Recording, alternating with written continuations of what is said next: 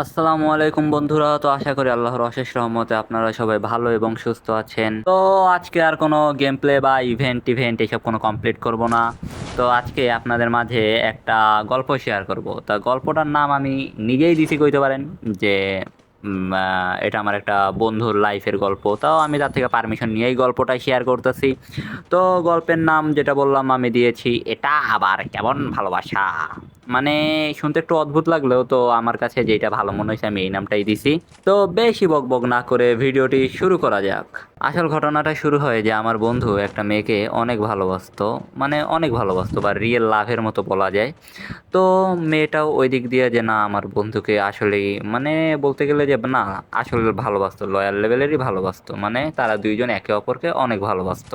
এখন মেইন কথা হচ্ছে যে ভালোবাসার ভিতরে কিন্তু রাগারাগি বা ঝগড়া টগড়া এইসব হয়, তাই না? তো আমার বন্ধুরও রিলেশনের ভিতরে তার ব্যতিক্রম ঘটেনি, ঝগড়া টগড়া হয়। তো বলে নেওয়া ভালো যে মেয়েটার কিন্তু আবার একটা ছেলে বেস্ট ফ্রেন্ড ছিল।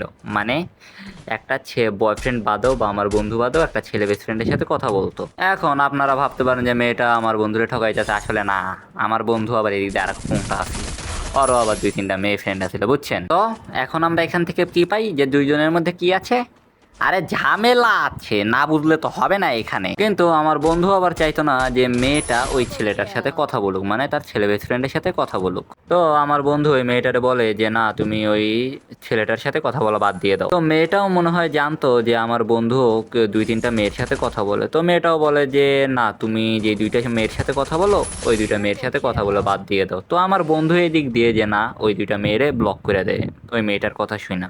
এক পর্যায়ে সে এখানে মানে ভালো হয়ে যায়। তো আমাকেও বলে যে আমি ভালো হয়ে গেছি বা লয়াল হয়ে গেছি, এখন ওর প্রতি লয়াল থাকবো। তো আমার বন্ধু তো এদিক দিয়ে ব্লক করে দেয়। এরপর আমার বন্ধু মেয়েটারে বলে যে না তুমি, আমি তো ব্লক করলাম, এবার তুমি ওই ছেলেটারে ব্লক করে দাও, মানে ওই ছেলে বেস্ট ফ্রেন্ডটারে ব্লক করে দাও। তো এই জায়গায় মেয়েটা নাটক শুরু করে যে না আমি ব্লক করতে পারবো না, তোমার জন্য আমি আমার বন্ধুত্ব নষ্ট করতে পারবো না। তো এক পর্যায়ে এরকম একটা কথা বলে।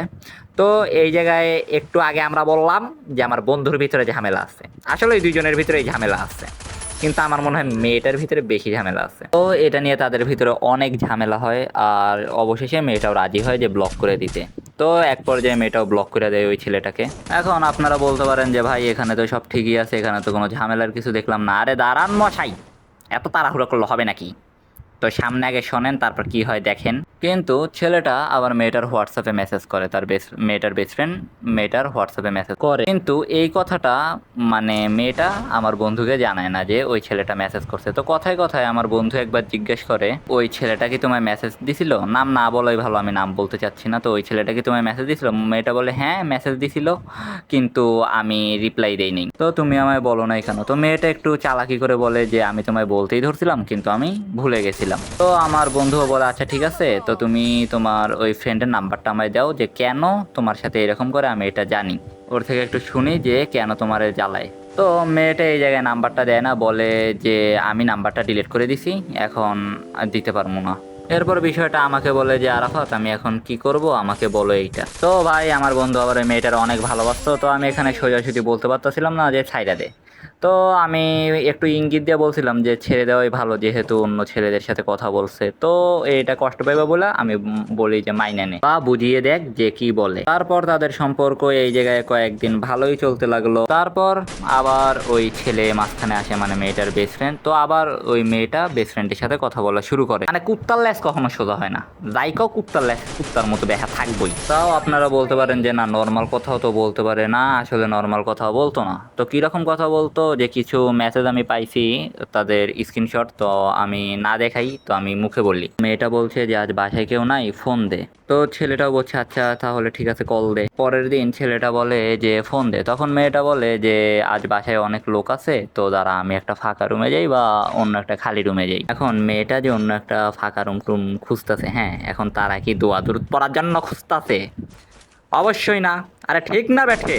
এমনকি মেয়েটা ছেলেটারে বলে যে আই লাভ ইউ, তারপর আরো কি চুম্মা চুম্মি যা বলো তাই করে। এসব শোনার পর আমি বলি হালকা পাতলা একটু শাসন করো তাহলে ঠিক হয়ে যাবে, মাইনা নাও।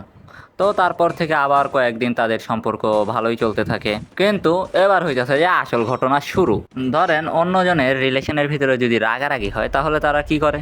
সর্বোচ্চ গেলে 1 ঘন্টা 2 ঘন্টা, এমনকি 1 দিন 2 দিন 3 দিন কথা না বইলা থাকে। কিন্তু এরপর থেকে যখন আমার বন্ধুর রিলেশনে ঝামেলা হয় ভাই, এরা ছিল আর এক পুংটা।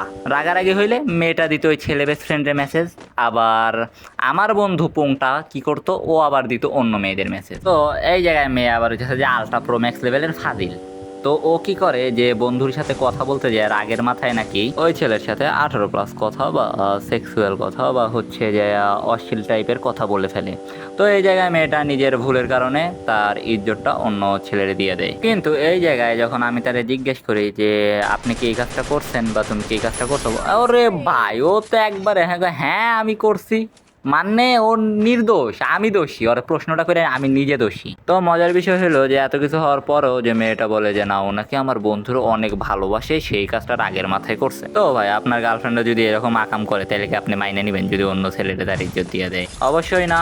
তো আমার বন্ধু এইরকম কাজ করে যে সেও মাইনে নেয় নাই। আর এখন আমার কথা হলো যে আগের মাথায় মানুষ অনেক কিছুই করে, এর জন্য কি নিজের ইজ্জত অন্য একটা ছেলেরে দিয়ে দিব? পরে আমার বন্ধু আমায় বলে যে মামা আমি আর এই সম্পর্কটা টিকাবো না। পরে ওর জিএফও আমায় মেসেজ দিয়ে বলে যে ভাইয়া আমাকে আমার ফুফি অনেক বুঝাইছে, তো আমিও আর এই সম্পর্কটা টিকাতে চাই না, আমিও বুঝে গেছি। এভাবেই তাদের রিলেশনের বিচ্ছেদ হয়ে যায় বা এখানেই শেষ হয়ে যায় তাদের সম্পর্ক। এখন এখানে কিন্তু দোষ দুইজনেরই বেশি বা দুইজনেরই সমান। আমি আমার বন্ধুকে নির্দোষ বলবো না, আবার আমি ওই মেয়েটারও নির্দোষ বলবো না। দুজনের মধ্যে কি ছিল, আরে কথা বলতে হবে তো, ভেজাল ছিল দুজনের মধ্যে। এভাবেই তাদের সম্পর্কের বিচ্ছেদ হয়ে যায়, দা এন্ড। তো ভিডিওটি ভালো লেগে থাকলে ভিডিওটিতে লাইক করে দিও, চ্যানেলে নতুন হয়ে থাকলে সাবস্ক্রাইব করে দিও এবং তোমার মতামতটি কমেন্টে জানিও। তো আজকের মতো বিদায় নিচ্ছি, আমি ডিজিটাল গেমার। দেখা হবে পরবর্তী কোনো নতুন ভিডিওতে। তো নিজে ভালো থেকো এবং আশেপাশের অন্যজনকে ভালো রেখো। তো আল্লাহ হাফেজ।